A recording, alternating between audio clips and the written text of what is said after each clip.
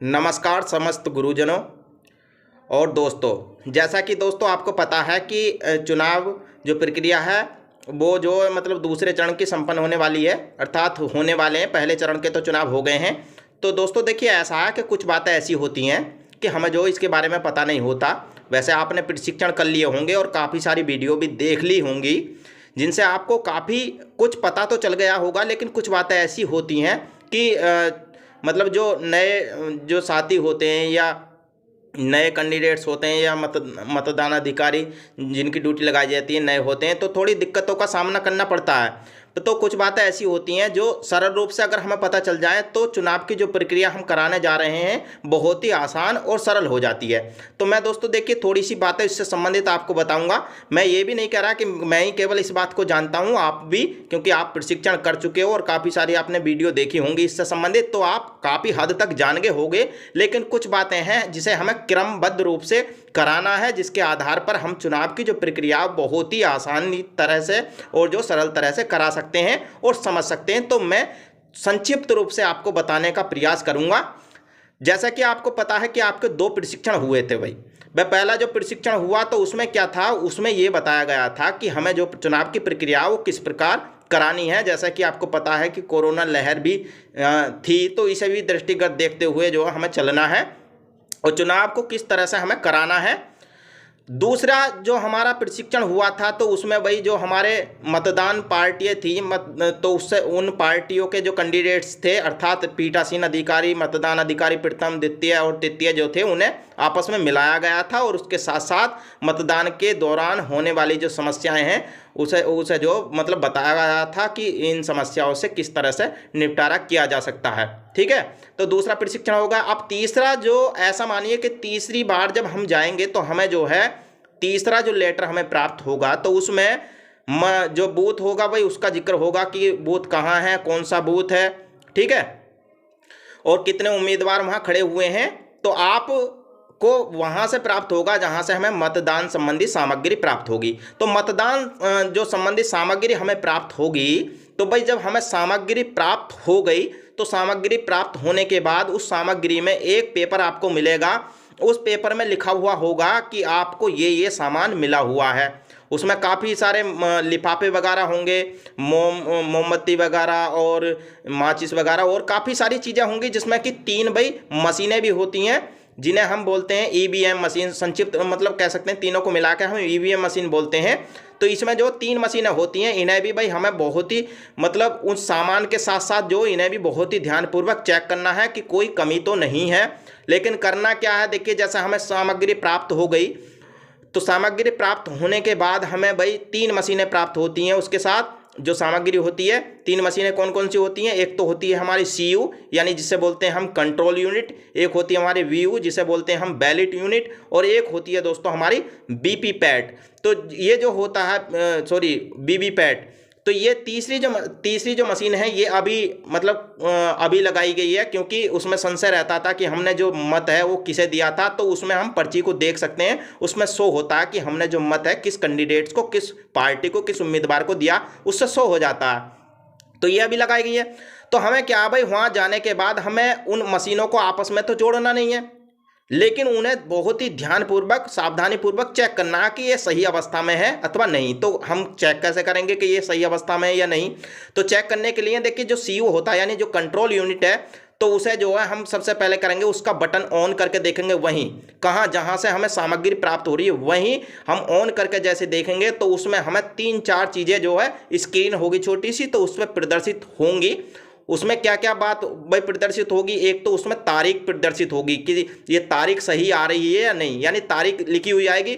उसके जस्ट नीचे भाई समय दिखाया गया होगा उसमें कि समय ये है, जो समय होगा आप देख सकते हैं कि उस समय वो सही टाइम आपने खोला है तो उसी समय मतलब टाइम को सही कर रहा है अथवा नहीं, ये देखना है।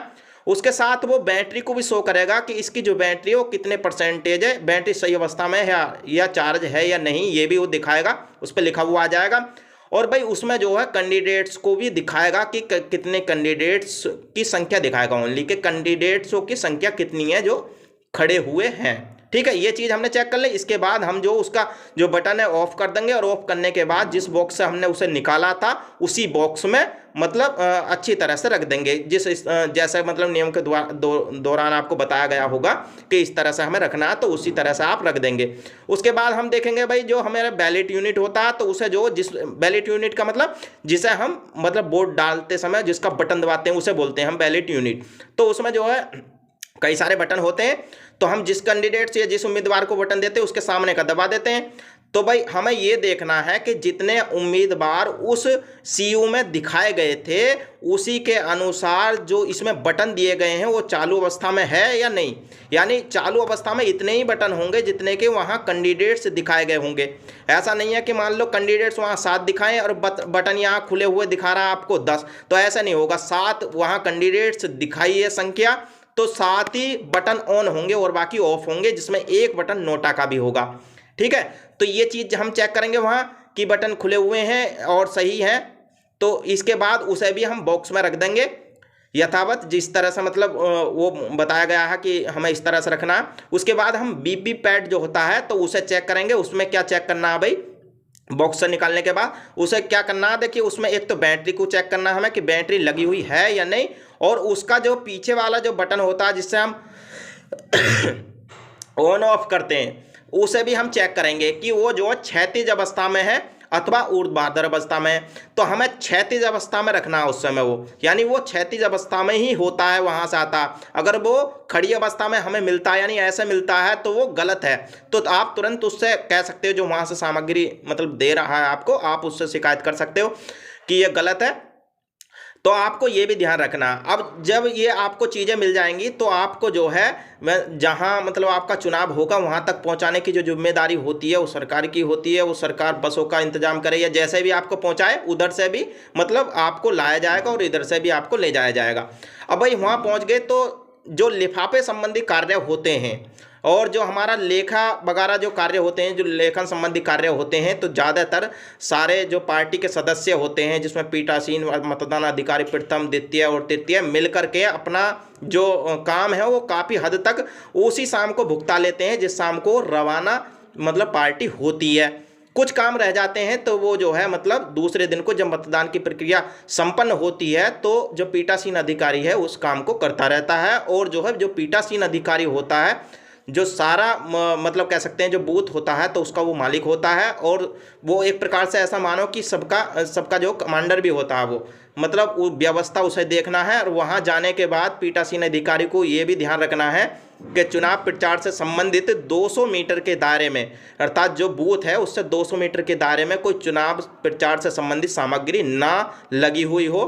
उसे अगर लगी हुई दिखाई देती है तो उसे वो हटवा सकता है।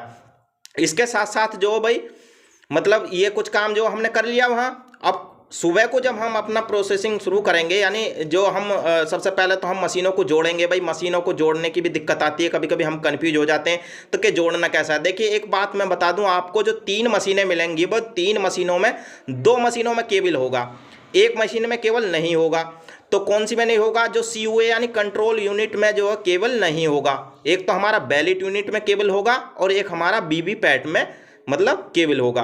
तो हमें क्या करना, यानी बी और कह सकते हैं C, यानी BVC इसके क्रम से हमें जोड़ना। यानी कहने का मतलब ये है बैलेट यूनिट का जो केबल है वो हमें किस में जोड़ना, वीवीपैट में। ठीक है, यानी बैलेट यूनिट का जो केबल है हमें वीवीपैट में जोड़ना है, और जो वीवीपैट का जो केबल है वो हमें किसमें, CU में जोड़ना। ठीक है, जब आप जोड़ देंगे तो उसके बाद जो ऐसा मानिए कि जो प्रोसेसिंग है आपको क्या करना है भाई, उसका बटन हमें ऑफ कर देना है। किसका भाई, कंट्रोल यूनिट का। लेकिन उससे पहले बटन ऑन करने से पहले कंट्रोल यूनिट का तो हमें क्या करना होगा, सबसे पहले जो क्षैतिज अवस्था में वीवीपैट वाला बटन था हमें ऊर्ध्वाधर अवस्था में करना है। और जब ही जो है मतलब जो प्रोसेसिंग है वो शुरू हो जाएगा, उसमें जो आपको 7 पर्चियाँ गिरेंगी जिसमें कि विवरण होगा कि सारी चीज़ें जो सही अवस्था में है उसके बाद वो मतलब ये दिखाएगा कैंडिडेट्स कितने खड़े हुए हैं और जो सही अवस्था में वो दिखाएगा। उसके बाद आपको भाई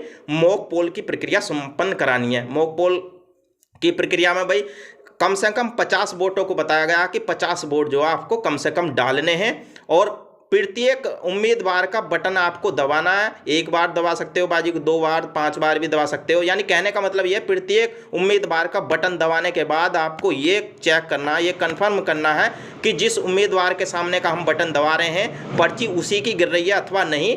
ये चेक करने के बाद जो मतलब उसमें बॉक्स में इकट्ठी हो जाएंगी पर्ची, वो 50 वो और 7 वो जो मशीन से संबंधित होंगी कि मशीनें सही अवस्था में, कैंडिडेट्स कितने। तो उन पर्चियों को आप जो एक ब्लैक लिफाफे में बंद करने के बाद एक प्लास्टिक के बॉक्स में बंद कर देंगे और जो है फिर जो है ऐसा मानिए कि वो जो हमारा मॉक पोल है वो हो जाता है। और मॉक पोल कराते समय हमें एक बात का और ध्यान रखना है भाई, मॉक पोल जब हम कराएंगे तो जो हमारे एजेंट्स होते हैं कम से कम 2 एजेंट्स वहाँ होने चाहिए। एजेंट्सों की हमें कम से कम 15-20 मिनट तक वेट करना है। अगर वो नहीं होते तब हम खुद भी मतलब इस प्रक्रिया को करा सकते हैं। और इसके बाद जो हमारा जो वास्तविक मतदान जो है सुबह 7 बजे से प्रारंभ हो जाएगा और शाम के 6 बजे तक लगातार चलता रहेगा। अब देखिए उसमें जो भाई क्या है, जो मतदान अधिकारी प्रथम होता है उसका थोड़ा सा कार्य मैं बता दूं। जैसे पीठासीन का तो मैंने आपको बता दिया भाई, वो तो पूरे बूथ का मालिक होता है और जो व्यवस्था को वो बना के रखता है। और उसके बाद जो हम क्या करेंगे, जो मतदान अधिकारी प्रथम होता है तो उसे जो है ऐसा मानिए कि जो मतदाता सूची होती है भाई पूरी सूची उसे मिली हुई होती है। जो मतदाता आएगा यानी मतदान करने के लिए जो मतदाता आएगा वो सबसे पहले मतदान अधिकारी प्रथम के पास आएगा और मतदान अधिकारी जो प्रथम है भाई वो जो है उससे उसका जो क्या सकते हैं पहचान पत्र के रूप में काफ़ी सारे मतलब डॉक्यूमेंट्स के बारे में बताया गया। तो जैसा आधार हो गया, हमारा पैन कार्ड, ड्राइविंग लाइसेंस वगैरह, तो ये चीज़ें हो सकती हैं। और हमारा जो एपिक नंबर है यानी पहचान पत्र, तो ये वो लेकर आएगा। और उसके साथ साथ वो जो है जो मतदाता सूची उस पर है, किस पे वाला, मतदान अधिकार प्रथम पर, तो उसमें जो उसका क्रमांक नंबर कितना है उसकी भी पर्ची वो लेकर आएगा। और पर्ची लेने के बाद वो चेक करेगा कि इसका जो नाम है कहाँ है और वो जोर से बोलेगा। उस नाम को जो एजेंट्स वहाँ होंगे वो उसे सुनेंगे और वो कंफर्म करेंगे कि वास्तव में वही व्यक्ति है जिसका ये नाम बोला गया, ठीक है। और अगर वो मार्क्स लगा करके आते हैं तो आप जो उसे हटवा कर चेक कर सकते हैं, उसका मतलब फ़ोटो से मिलान कर सकते हैं। उसके बाद वो मतलब इतनी बात करने के बाद तो वहाँ जो है जो मतदाता सूची होगी तो उसमें भाई इस तरह से मतलब कैंडिडेट्स की डिटेल होगी भाई, प्रत्येक मतदाता जो होगा उसकी ऐसे डिटेल होगी, नाम, पिता का नाम, ये सब। तो आपको जो क्या काम करना है, जो मतदाता प्रथम होता है तो वो क्या करेगा भाई, पुरुष है तो पुरुष को इस तरह से तिरछी लाइन से काट देगा।